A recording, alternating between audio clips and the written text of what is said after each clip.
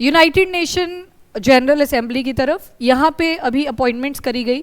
देखो यहाँ पे चेयरमैनशिप जैसे आप पढ़ते हो हर एक बॉडी की रहती है, वैसे यहाँ पे भी प्रेसिडेंटशिप रहती है। तो अभी बांग्लादेश से एक सिलेक्शन हुई, नाम है इनका खलीलुर रहमान। तो हम रहमान वर्ड बार बार यूज़ करेंगे। तो रहमान जी की अभी सिलेक्शन हुई है। और सेशन कौन सा है यूनाइटेड नेशन जनरल असेंबली का? तो 81st।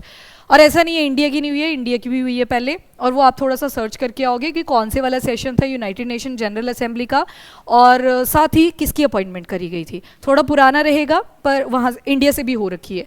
एंड दूसरी चीज़ आपको याद होगा, नहीं भी है याद तो सुन लो, 2025 में जब इंडिया की विजिट हुई थी टू साइप्रस, तो साइप्रस के साथ जब वो निकोसिया की तरफ ऐसे हाथ करके पिक्चर भी कैप्चर करी थी प्राइम मिनिस्टर ऑफ इंडिया ने, तो वो क्या, निकोसिया कैपिटल ऑफ साइप्रस। तो उस टाइम हमने बोला था कि जो आपकी सीट होगी यूनाइटेड नेशन जनरल असेंबली में हम सपोर्ट करेंगे। तो ये देखो इनके जो ओपोनेंट थे वो कौन थे? एंड्रियस काकोरिस। और ये कहाँ की हैं? तो ये साइप्रस के आगे, ठीक है।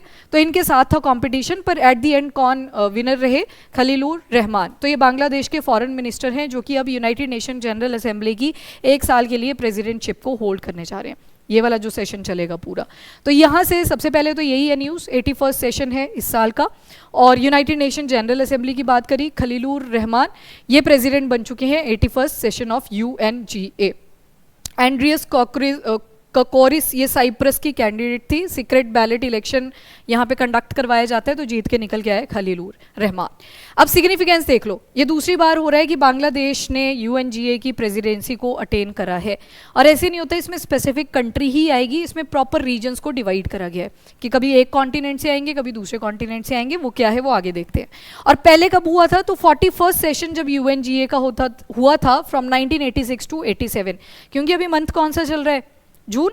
तो जून मंथ चल रहा है, जून से ये सेशन चलेगा अगले जून तक। तो इसी वजह से आप हमेशा देखोगे कि 2 साल यहाँ पे लिखे होते हैं। तो जो अभी ये अपॉइंटमेंट हुई है प्रेसिडेंटशिप पे बांग्लादेश के रहमान जी की, तो उनका जो टाइम पीरियड रहेगा वो 2026-27 आ जाएगा।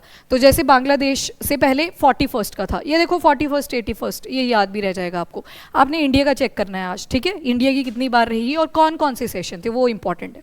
नाउ टर्म, ये सितंबर 2026 में ऑफिस को एक्चुअल में अज्यूम कर लेंगे। फिर उसके बाद दोबारा से सेम आएगा, अगले साल जून में ये इलेक्शन वाला प्रोसीजर चलेगा। फिर कोई और आएगा, वो भी सितंबर में अपनी सीट पे आके बैठ जाएंगे। और जो प्रेसिडेंसी रहती है वो कितने टाइम पीरियड का रहता है? 1 ईयर, 1 साल की प्रेसिडेंसी यहाँ पे रहती है। अब देखो रीजनल रोटेशन होती है। ये रीजनल रोटेशन का मतलब है कि सभी को मौका दिया जाता है कि आप भी आगे आएँ और प्रेसिडेंटशिप में इलेक्शन में पार्टिसिपेट करें। फॉर एग्जांपल इस बारी आप खुद देखो 81st सेशन की अगर बात करें तो 81st सेशन में एक हेडिंग है यहाँ पे एशिया पैसिफिक स्टेट। तो इस बारी जो सीट मिलनी थी वो कहाँ से मिलनी थी? एशिया पैसिफिक स्टेट से। एशिया पैसिफिक जब बोल रहे हैं तो खुद आगे हम, ये सारा पार्ट आपका एशिया वाला आ गया, यहाँ पे पैसिफिक ओशन वाला पार्ट आ गया, यहाँ इंडियन ओशन। तो ये वाली जो सारी कंट्रीज आएंगी वो इनका एक ग्रुप बना दिया गया। डन। तो वैसे ही एक आ गया अफ्रीकन स्टेट। तो अफ्रीकन स्टेट, तो यहाँ पे अफ्रीका वाला पार्ट आ गया। तो एक टाइम इनकी भी प्रेसिडेंटशिप आएगी। फिर इसके बाद ईस्टर्न यूरोप वाली स्टेट, अब ईस्टर्न यूरोपियन कॉन्टिनेंट आ गया, यूराल माउंटेन्स, ये वाला जो पार्ट है इनका एक साइड दे दिया गया। एक आ गया Latin America and Caribbean states वाला। लैटिन अमेरिका की जब बात हो रही है, ये साउथ अमेरिका वाला पार्ट और सेंट्रल अमेरिका वाला पार्ट, इनकी बात हुई यहाँ पे। इसके बाद कैरेबियन स्टेट, ये जो छोटे छोटे आइलैंड नेशन भी है यहाँ पे, जैसे ट्राइनिडेड एंड टोबैगो, काफ़ी कंट्री मर्ज रहती है, वो भी कैसा है? एक कैरेबियन स्टेट ही है। इसके बाद 5वीं कैटेगरी आती है, that is western European continent, ये वाला पार्ट आ गया सारा, एंड अदर स्टेट्स। तो ये सब इसमें इन्वॉल्व हैं। इन रीजन्स के बेसिस पे यूनाइटेड नेशन जनरल असेंबली में प्रेसिडेंटशिप प्रोवाइड करी जाती है। अब 81st सेशन जो था ये किसको एलोकेट करा गया? Asia Pacific group. तो बांग्लादेश कहाँ पे आ गया? ये देखो इंडिया, यहाँ पे बांग्लादेश है, तो एशिया का पार्ट आ गया। तो इस बार यहाँ से ही प्रेसिडेंटशिप प्रोवाइड करी गई, ठीक है। तो इस तरह से ये रीजन स्पेसिफिक चलता है। और थीम क्या है इस बार? तो restoring trust, managing transformation, United nation that delivers for all, ये इस बारी का थीम है। अभी के लिए याद करना जरूरी नहीं है। बाकी मेन फोकस कहाँ पे रहता है? तो मल्टीलेटरलिज्म पे। मल्टी मतलब मैनी, लेटरलिज्म 2 चीज़ों को इंडिकेट करता है, एक तो मैनी कंट्रीज और दूसरा मैनी ऑब्जेक्टिव्स। मतलब एक टारगेट नहीं होता, मल्टीपल डायमेंशंस को देखते हो। और मल्टीपल डायमेंशन अगर आपको देख रहे हैं तो इन सस्टेनेबल डेवलपमेंट गोल्स के अंदर जो टारगेट लिखे होते हैं ना, बस उसी के आसपास ये रिवॉल्व करते हैं, ठीक है। और दूसरी चीज़ ये देखो, कॉमन इश्यूज होते हैं और शेयर्ड गोल्स को यहाँ पे अचीव करने की ट्राई करी जाती है।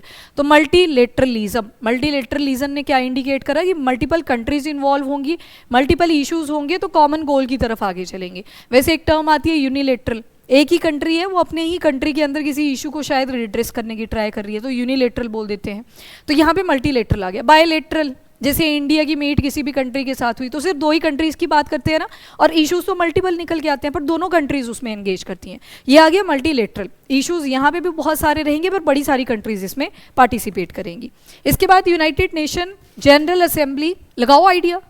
देखो एक ही ऑप्शन बची है यूएस के लिए, नहीं वो वेस्टर्न यूरोपियन लिखा है। आगे देखो, पहुंचा कोई? यस किसी ने बोला, वेरी गुड, ये वाला पार्ट आ गया। तो यूनाइटेड नेशन है ना, यूनाइटेड नेशन है, अमेरिका तो आएगा ही आएगा, उसको तो आप इग्नोर कर ही नहीं सकते। और यहाँ पे लिख दिया है वैसे भी अदर स्टेट्स, तो वो सारे ही आ गए। फिर यहाँ पे जब लिखा लैटिन अमेरिका, यहाँ पे थोड़ी हम यूएस को ऐड कर सकते हैं। लैटिन अमेरिका ये वाला पार्ट आएगा, सेंट्रल अमेरिका और ये जो साउथ अमेरिका वाला पार्ट आ गया, ठीक है, ये दोनों इसमें इंक्लूडेड है। बाकी यूनाइटेड नेशन की जब बात हो रही है तो यूएस तो डेफिनेट है, उनका तो रोल रहेगा ही रहेगा। सबसे ज़्यादा जो कंट्रीब्यूशन भी रहती है फंड एंड ऑल की, वो भी किसकी रहती है?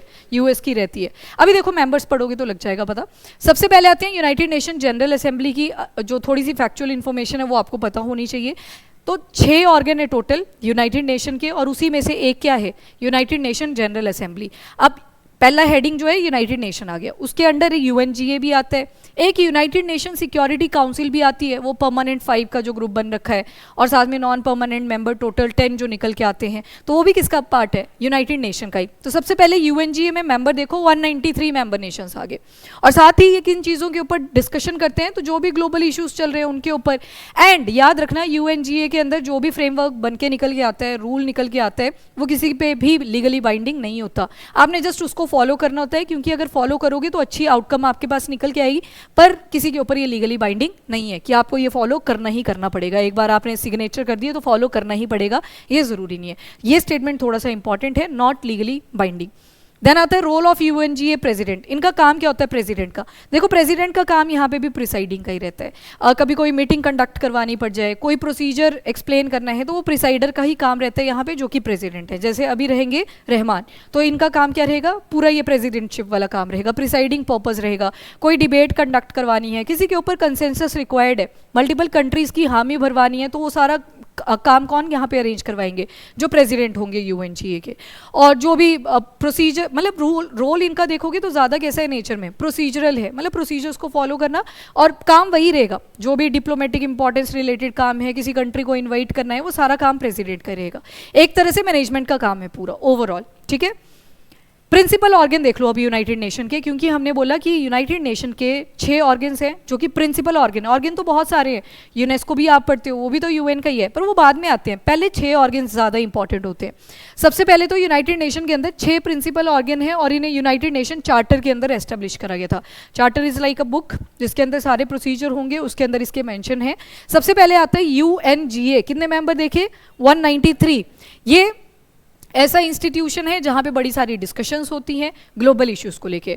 पॉवर्टी रिलेटेड प्रॉब्लम आ रही है, ह्यूमैनिटेरियन रिलेटेड प्रॉब्लम आ रही है, पार्टनरशिप रिलेटेड कोई प्रॉब्लम आ रही है, लिखा था ना वहाँ पे डिप्लोमेटिक इंपॉर्टेंस।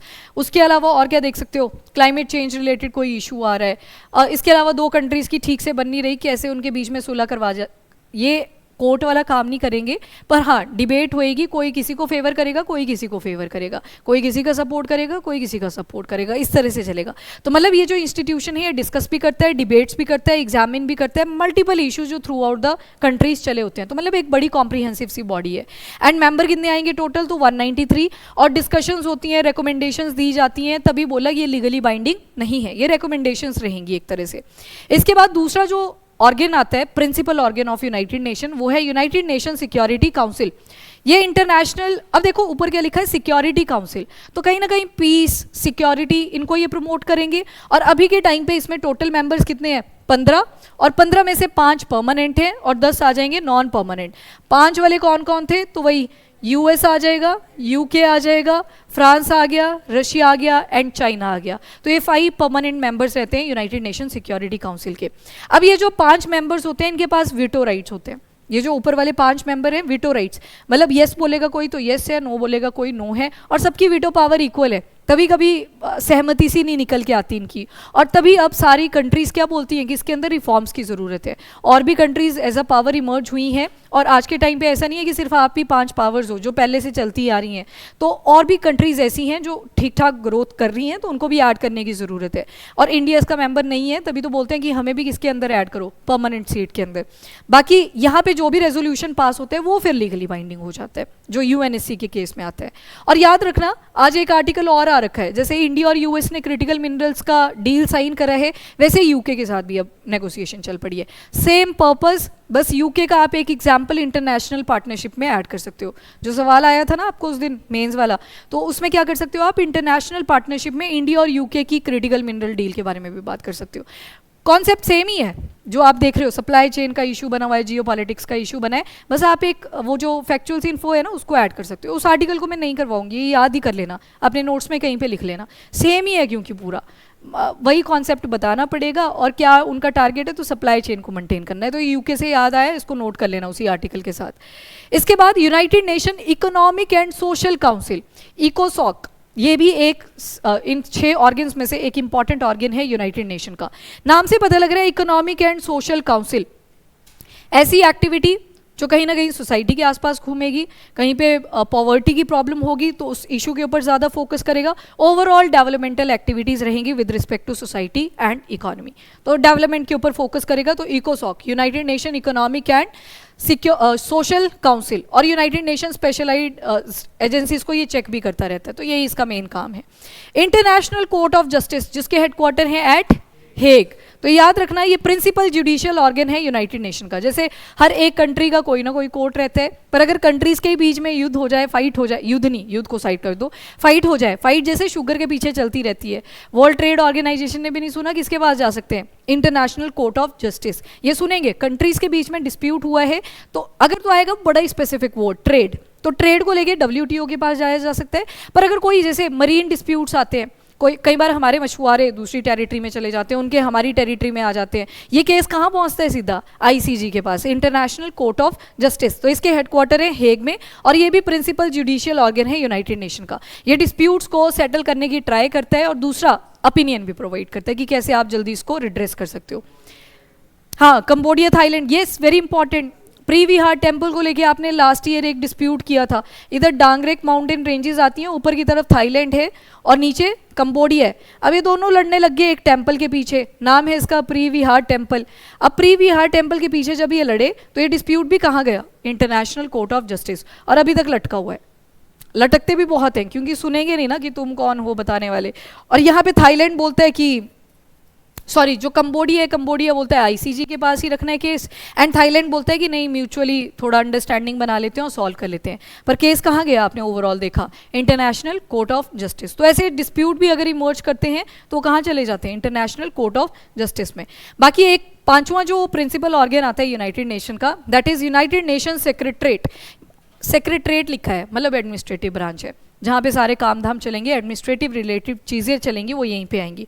और इसको यूनाइटेड नेशन के सेक्रेटरी जनरल जो होते हैं वही देखते हैं। मतलब ये कहीं ना कहीं यूनाइटेड नेशन के जो आपने बॉडीज़ पढ़ी, एज अ बॉडी अगर यूनाइटेड नेशन को देखे तो उसकी डे टू डे एक्टिविटी कैसे चलेगी, वो सारा कहाँ पे रहता है, यूनाइटेड नेशन सेक्रेटरेट में। सेक्रेटरेट याद रखना है, जैसे हेडक्वार्टर देखते हो ना आप, वो भी क्या होता है एक तरह से सेक्रेटरेट। कोई बॉडी तो आपने बना दी, पर उसकी जो डे टू डे वर्किंग है वो कहाँ पे चलेगी, तो यहीं पे चलेगी। तो ये 5वां ऑर्गन आ गया। एंड एक आता है 6 वाला, ये जो 6 है ये अभी भी रिटन फॉर्म में 6 वाला जो प्रिंसिपल ऑर्गन है यूनाइटेड नेशन का, उसको कंसीडर किया जाता है। मतलब पेपर के ऊपर आज भी ये जिंदा है, पर प्रैक्टिकली अगर देखोगे ये जिंदा नहीं बचा हुआ है। कैसे, एक टाइम पे क्या हुआ, कॉलोनीज बनाई इन्होंने, अंग्रेजों ने बहुत सारी। अब कॉलोनीज जो थी, डिपेंडेंसी हो ही जाती है एक टाइम पे कि ये देख लेंगे, हमें कुछ करने की ज़रूरत नहीं है। पलाऊ वगैरह की कंट्रीज छोटी छोटी हैं ये, तो हुआ क्या कि इनको ना ट्रस्ट डेवलप करने की ज़रूरत थी। ट्रस्टी वर्ड भी यूज़ कर लेते हैं। ट्रस्ट किस रिस्पेक्ट में करना था, जैसे कॉलोनी बनी तो मतलब कोई और कंट्री आपको कंट्रोल कर रही है अभी के लिए, तो इन्होंने बोला कि हम क्या करेंगे, आपको एज अ ट्रस्टीशिप की तरह ट्रीट करेंगे। मतलब जब तक आप नहीं सेटल हो जाते, जब तक आप अपनी इंडिपेंडेंट गवर्नमेंट नहीं बना सकते, इंडिपेंडेंट कंट्री नहीं बना सकते, तब तक हम आपको सपोर्ट करेंगे। पहले कॉलोनीज बनाई, फिर इंडिपेंडेंस के टाइम आए सारी कंट्रीज़ के, तो जब इंडिपेंडेंट होना था तो इन्होंने क्या बोला कि हम आपको एज अ ट्रस्टीशिप की तरह ट्रीट करेंगे, पहले हम आपको हेल्प करेंगे उस लेवल तक आने के लिए कि आप एज अ इंडिपेंडेंट कंट्री भी आगे प्रोसीड कर सकते हो। इसमें पहले 11 नेशन थे, इसकी स्टोरी अगर किसी को पढ़नी होगी तो बढ़िया विकीपीडिया पे भी अच्छी दे रखी है, उसको भी रीड कर सकते हो। पहले ये 11 थे, फिर 11 के 11 फ्री हो जाते हैं, ना तो उनके ऊपर पास्ट उनका भी कोलोनाइज्ड ही था, पर उसके बाद वो फ्री हो जाते हैं, तो यहाँ पे कोई रोल नहीं रहा जिन्होंने कॉलोनी वहाँ पे बनाई थी। तो पेपर के ऊपर आज भी एग्जिस्ट करता है। 1994 में जब पलाऊ का इंडिपेंडेंस हो जाता है, उसके बाद कोई भी कंट्री नहीं बची थी ऐसी कि मतलब उनको पहले देख लेते हैं कि ये ठीक से अपना काम कर पाएंगे या नहीं कर पाएंगे, हमें तो नहीं कंट्रोल करना पड़ेगा। तो 1994 के बाद ये फ्री हो जाते हैं। अभी भी एग्जिस्ट करता है, पर सिर्फ यूनाइटेड नेशन चार्टर के अंदर। तो अभी भी ऑर्गन कितने हैं? 6 ही हैं, पर ये 5वां वाला जो है ये पूरा इसका कुछ काम नहीं बचा हुआ है। जैसे कई बार क्या हो जाता है, कोई स्कूल में एक इनिशिएटिव लिया गया था, मान लो एक काउंसिल बनी थी, हुआ एक due to certain reason floods वगैरह आ गए, तो स्कूल ने बोला कि बस इन 5 बच्चों की हम क्या करेंगे, एजुकेशन को प्रमोट करवा देंगे। फिर कभी वैसी ट्रेजेडी शायद नहीं हुई, तो वो जो 5 बच्चे थे उनकी 11th हुई, 12th हुई, वो पास आउट कर गए, पर वो जो इनिशिएटिव था वो आज भी बुक में लिखा जाता है, पर वो 5 बच्चे तो आगे जा चुके हैं। तो वैसे इसका हाल है same, that is United nation trusteeship council. तो है तो ये 6ठा ऑर्गन यूनाइटेड नेशन का, पर वर्किंग में नहीं बचा हुआ है क्योंकि अब ये सारी फ्री हो चुकी हैं। तो ये वर्ल्ड वॉर 2 के बाद जो ट्रस्ट टेरिटरीज हुआ करती थी उनको सुपरवाइज करने के लिए बनाया गया था, तो अभी नहीं है इसका कोई रोल, ठीक है, पेपर पे ही बचा हुआ है।